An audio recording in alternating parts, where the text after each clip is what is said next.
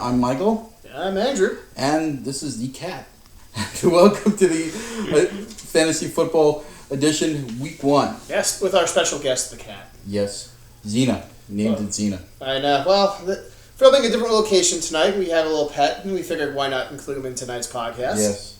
See how long the cat actually stays in my arm while I'm trying to film this. Let's start our session. You may sort of lose that bet. Yeah, I already lost that bet. Well, he was not meant to be. But Yes. I guess that means it is time to start talking about our people want to hear about football. Yes. Week 1, Mike. Some good games and some really bad supporting casts. Well, I think basically what was interesting is you had a great prediction about our particular division. Only one winner so far, which was the Scene. You have 3 losses, actually, within our division to start Week 1. But it was also interesting that the expansion teams won their first victories, the Scene and the White Walkers. So congratulations to both of them. Hopefully this will be the start of something big.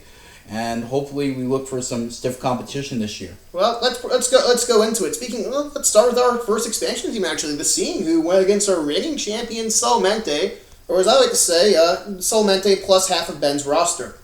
Yeah, we're looking at the Scene. I think the Scene did a very good job, at least starting right off the bat. They started Tom Brady. Tom Brady actually had 24 points. I don't think you could do anything better than the quarterback position. He didn't have much from his supporting cast, but the fact that Tom Brady really carried him helped. He started the wrong offense. He could have started Kansas City, which would have given him 27 as opposed to Carolina, which only gave him 14. He had okay numbers from his defense. I don't think there's too much he could have done since he only had one defense. I'm upset we didn't get to see Connor Barth make his debut this week. I was optimistic that we'll get into kickers later on throughout the podcast. We have other kickers. Supposedly there were not any NFL teams that managed to start. Yeah, it's really surprising how bad we drafted in kickers, by the way. Yes. We didn't talk about it on the preseason podcast, but as we're starting to look at it, there was a mad scramble for kickers because people had kickers on their roster, me included, who weren't on a team. That's right. Looking at the Solamente, though, I don't think there's anything the Solamente could have done really to win this contest. I don't know, but I'm pretty disappointed for the team that we thought looked like the best in the league, and they put up 4 points. Well, when you have zeros across the board from your first 5 players that you started, that becomes a problem. You don't have any points at the quarterback position, the running back position, the wide receiver position. It's going to be very tough to win within our league. You say you can have all the draft picks in the world, but you don't draft well. I'm sure the Solamente will bounce back. Yeah, this is just a game that just didn't work out for I doubt you're going to see a game where Odell Beckham, Eli Manning, there's just too much talent on this team to put up zeros across the board. My favorites is Austin Ferris Jenkins on his bench with 12. That might be a good pickup for him. Well, Jimmy, though, the only place to put him is in the flex. Yeah. So that's a tough choice there when you bench between your elite core. Jenkins unfortunately cannot crack the rotation. Neither could Moncrief, the Colts wide receiver, also gave him 6. But that's not enough to actually defeat the Scene. Well, unfortunately, you have to put up more than my hand in order to win games. But the Scene has to make better decisions offensively. The Scene actually cannot just survive in Carolina. They were our weakest winner of the week. They were our weakest winner. And they managed to beat an opponent, actually, that's been a pretty big-time force in our league. So congratulations to the Scene. It's a good start for them. They're the only team in our division to win. Spoiler alert for the rest of the XFC. This Yes. will not be a good podcast for you from here on out. No, it won't. Okay, going to our next matchup. This was one of our highest scoring matchups. Well, keeping with the XFC, to the Hot Rods versus the Blitz, and they're pretty notorious, and this is where we meet the preseason predicament of the Hot Rods. In our preseason podcast, we talked about the Hot Rods having a great offense, a great quarterback, potentially some good defense, but that supporting cast was not the same compared to last year's team. And how good did that supporting cast do, Mike, today? Zeros. Zeros across the board. This may be a problem with there wasn't a single player on the Hot Rods roster in running back, wide receiver, and tight end who scored this week. Not a one. That's a problem when you look at the Blitz's roster. Well, I think he'll get more points from the Colts this year as well as Luck, but he needs more points from his supporting cast. Look, this is a game where he had a plus 30 on offense defense. His quarterback pitches in a solid 14. That's fine, but then he walked. But unfortunately, he also ran into a buzzsaw this week with my roster compiled. Yeah, it's also Gronk time, by the way. I missed my Jimmy time. Yeah, Gronk is a good upgrade. Yes, it was a good upgrade for Gronk, man. You got off to a good start with Rob Gronkowski. We happy it wasn't just him. Ellington gave me 6 before he left the game. 12 from Carlos Hyde. The only person who really could jump on board was Sam Bradford, only giving me a measly 6. I think you'll live with that decision. Oh, You still scored 80 points. I'm not really tossing and turning over not starting Alex Smith. I'm happy to take my first victory, and Hot Rod scoring 50 is not bad. I got good points from your offense from Philadelphia, 24. You also got good production at McManus, who got 12. So it's a pretty solid find. Ellington even chipped in 6. You hope at least A.J. Green is going to get you some points in the near future.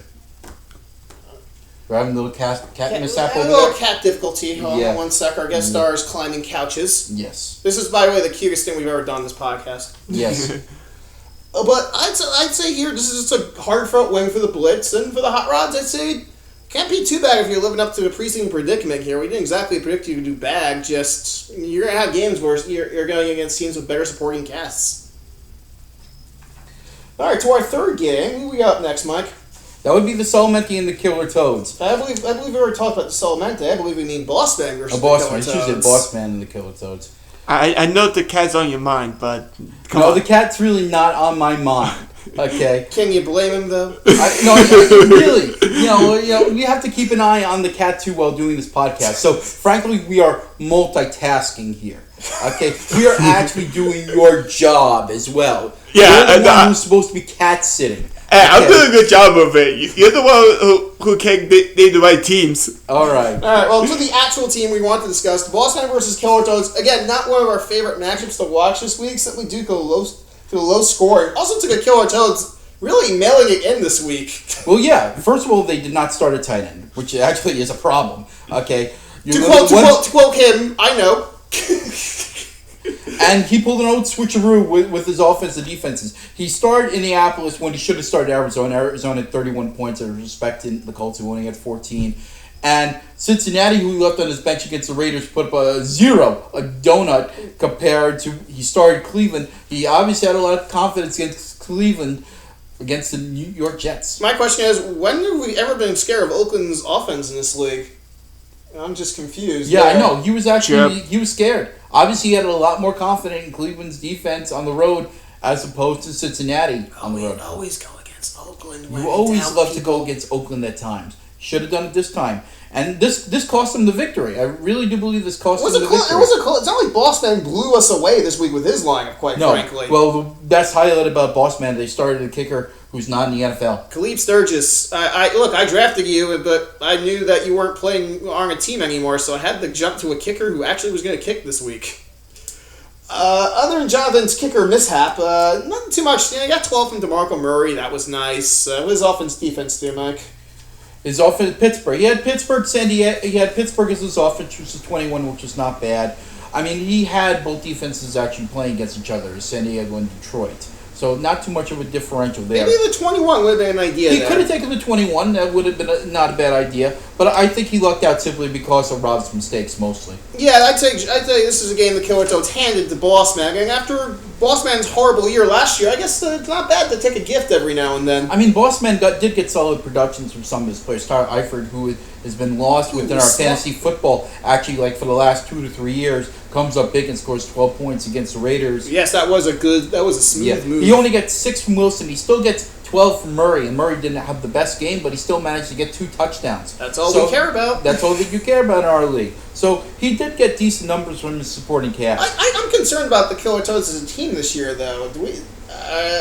This type of performance could be something that could be. I wouldn't doubt. Des Bryant. I wouldn't doubt it. This is Des Bryant and T.Y. Hilton both be missing time now. It's going to be interesting to see what he does. He just signed Phelps this week as the tight end, considering I don't believe he had a tight end on his roster to begin with. Interesting draft strategy there, but hey, I'm sure Daniel Phelps can do somewhat better than who we started this week. Yes. So hopefully something's better than nothing. I don't know, but I gotta say, I'm a little nervous about the Killer Toads going as we keep going on. Yeah, I wouldn't worry too much about Rob. Yeah. Next up, we're going to take a break from the XFC, and we're going to go back to another AFC-NFC matchup here. The Smash Mouth and Rough Riders, some old playoff foes going at it. Well, Mike, how good is the Smash Mouth's running back core?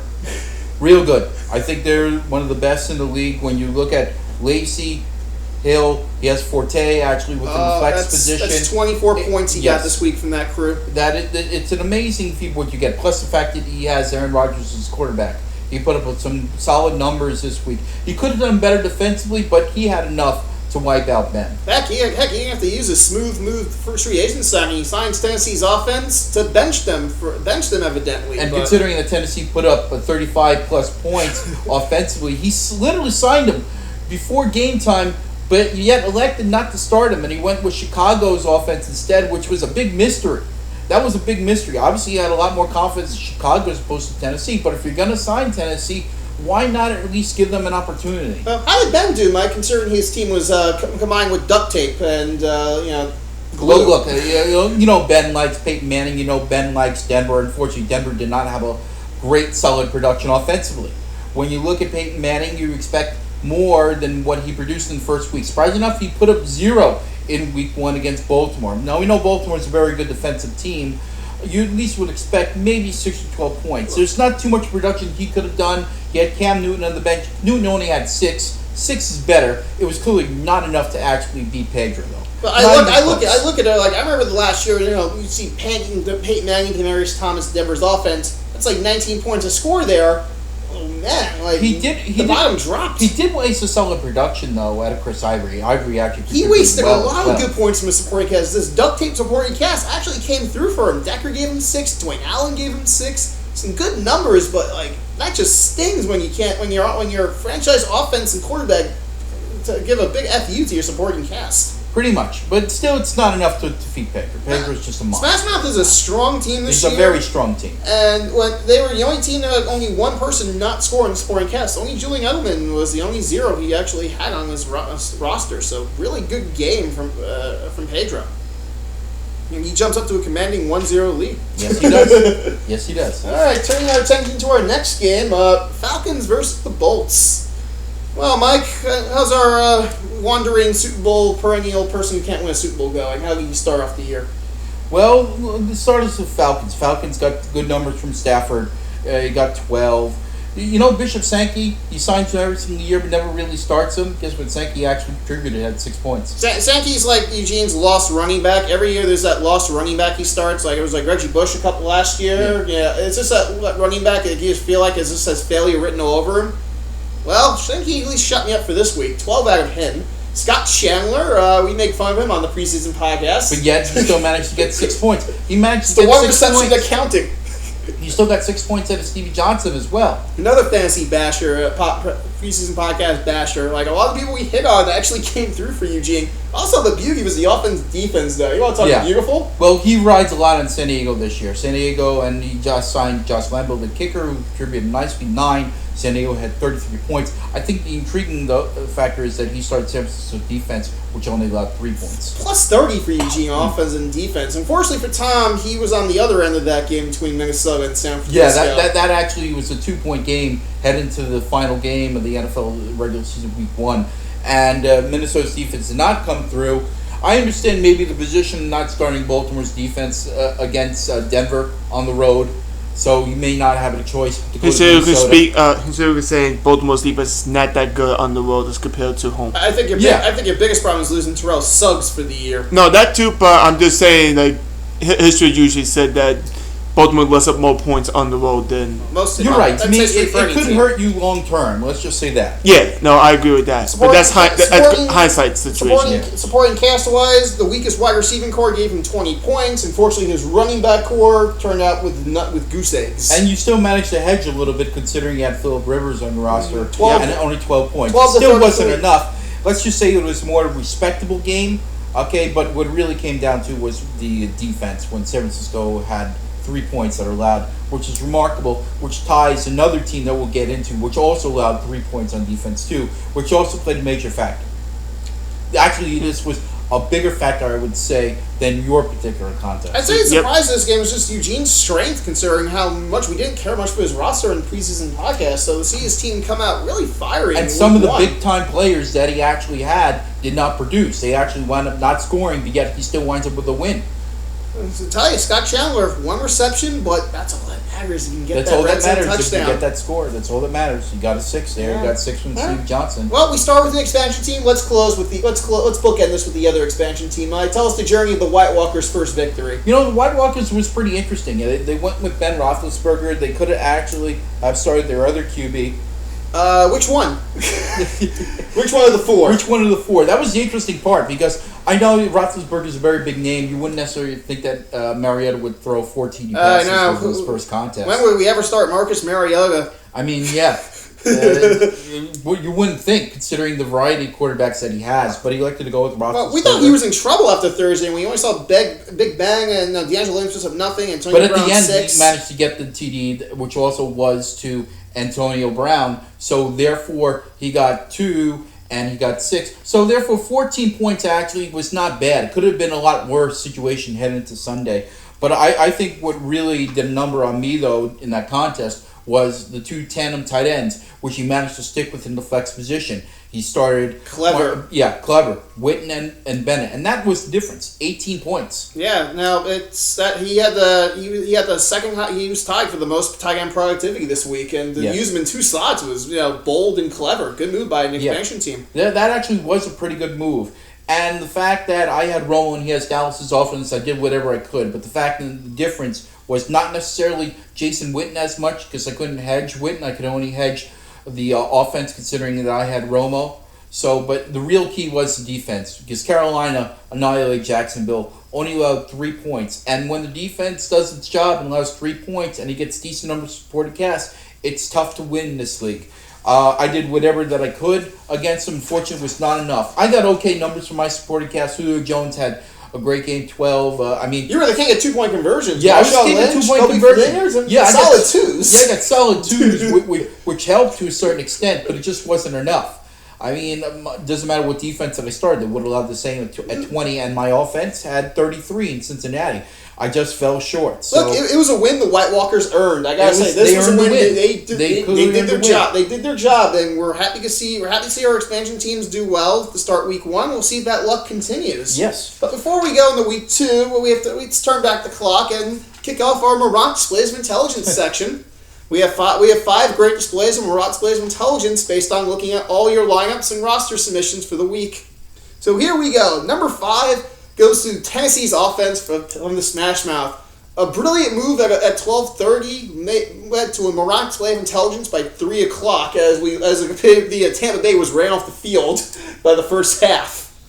Signing the offense is the first step to success. Starting them is the next step.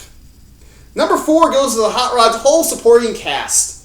It's really hard to let down an owner in week 1 like this, but when you draft 10 or 11 players, if no one give you a touchdown on a given week, you're going to find yourself a home on this one. Number 3 goes to Bossman and Khalib Sturgis. After the Blitz drop him, and the next day they pick him up. I don't get it. Well, they also wanted McManus too, but he was taken because he was actually playing. Khalib Sturgis' availability was not shocking considering his lack of team. But you got to pay attention and look at the kickers. And luckily for him, it didn't cost him. Thanks to number 2, the invisible tight end. Mike, how could the invisible tight end do for Rob, just to recap? Clearly 0, saying the effect his Caleb Sturgis would actually have, which was 0. Well, what was the quote you told me that Rob was knew and was accepting responsibility for? Yes, that's correct. He was accepting responsibility for not starting a tight end. Well, you can do that when your team scores 70 points, but when you're also the number 1 spot from Morant displays of intelligence for your offense and defense it was very neglectful on his part. Let's just say that. I'd say very lazy would be a good phrase, and when you combine that with his number 1 Morant display of intelligence of the week for the league in general was the starting the Colts offense over Arizona's offense, and then the wrong defense. Yeah, that's going to claim you a number 1 spot this week, Rob. Well, you're the winner in some way this week. Turning our way to week 2 matchups. I'm going to do my pen toss early. We got the Solmente versus the Blitz. I think that's a good matchup. I think that's a high-scoring affair. I think the Solmente are going to put up more than 4 points this week. Yeah, I do. Considering... I do expect... Yes, I do. I do expect a bounce-back week from the Solmente this week. But it'll be a good matchup. I expect a high-scoring affair. Divisional matchups, we got the Scene versus the Hot Rods.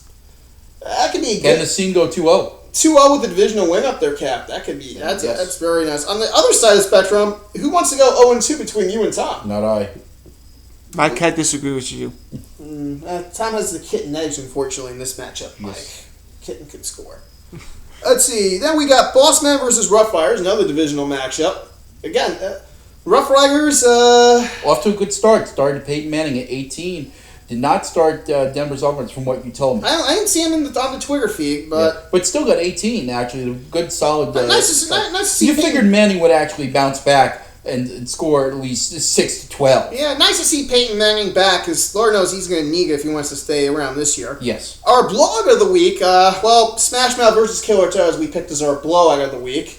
And hopefully the Killer Toads will start a tight end this week. We only hope. He signed a tight end, so I reasonably believe that he will start Fells. There's optimism that he can be on the course of correction then. You obviously don't have a lot of faith in Rod's team. Well, it's just when you manage like that, you're gonna get hit with the blowout of the week when you go against a team that had 24 points from their running back core and outscored you.